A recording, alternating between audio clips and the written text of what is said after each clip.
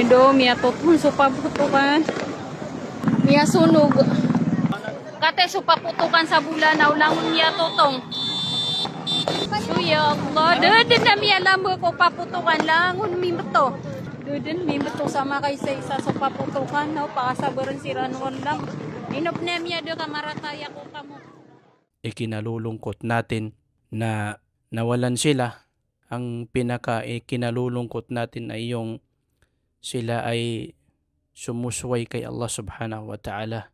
Sana sa nangyaring ito ay makapagbalik loob sila kay Allah at mapagtanto nila, makita nila yung resulta, dulot ng pagsuway nila kay Allah subhanahu wa ta'ala. Nawa ay maintindihan talaga nila at matanggap nila na hindi dapat sinusuway yung mga payo ng mga ulama, mga payo ng mga mangangaral na alinsunod sa Quran at saka sa Hadith. Kuhaan po natin ito ng aral mga kapatid sa Islam.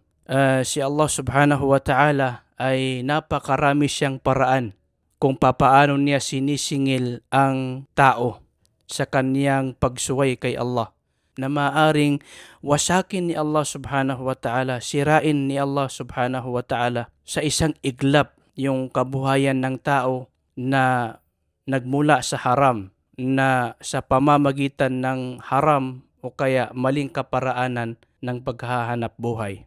O di kaya naman ay nakabenta nga siya ng malaki, paldo-paldo siya sa Disyembre, pero sa mga susunod na mga buwan ay nagkaroon siya ng mga problema, nagkasakit yung pamilya niya, nagkasakit yung asawa niya, anak niya, o ano pa mang mga problema dyan na naging dahilan na nagamit din niya doon yung kinitaan niya nung siya ay nagtinda ng paputok. Anong silbi ng kita kung ang magiging kahinatnan din nito ay ang pagkapinsala nito? O kaya yung walang baraka, walang blessing dito. Hindi mo barak yung pera or yung yaman na kinita dahil sa ito ay kinita sa pamamagitan ng mali at haram na pamamaraan. So wala pong saysay yun mga kapatid sa pananampalatayang Islam.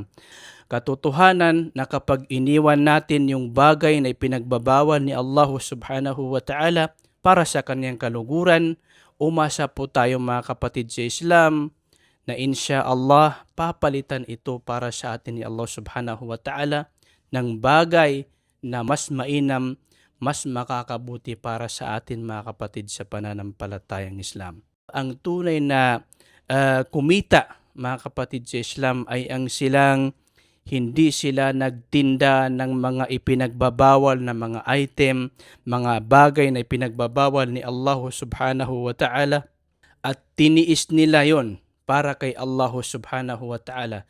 At hindi sila nakapag-iwan ng sala, wala silang naiwan ng obligasyon nila bilang mga Muslim. Yan po ang tunay na kumita mga kapatid sa pananampalatayang Islam. Mga kapatid sa Islam, ang biyaya ay nagmumula kay Allah. Siya ang may kontrol nito mga kapatid sa Islam. Bakit natin susuwayin ang tagapagbiyaya? Bakit tayo gagawa ng gawain na magiging dahilan ng ikakagalit sa atin ng may-ari ng biyaya mga kapatid sa Islam? Hindi ba't dapat tayong gumawa ng mga gawain na ikalulugod sa atin ng tagapagbiyaya at hindi tayo gagawa dapat ng mga gawain na ikakagalit sa atin ng tagapagbiyaya, nang sa ganon ay makamit natin yung mga biyaya ng tagapagbiyaya na si Allah subhanahu wa ta'ala. Wassalamu alaikum warahmatullahi wabarakatuh.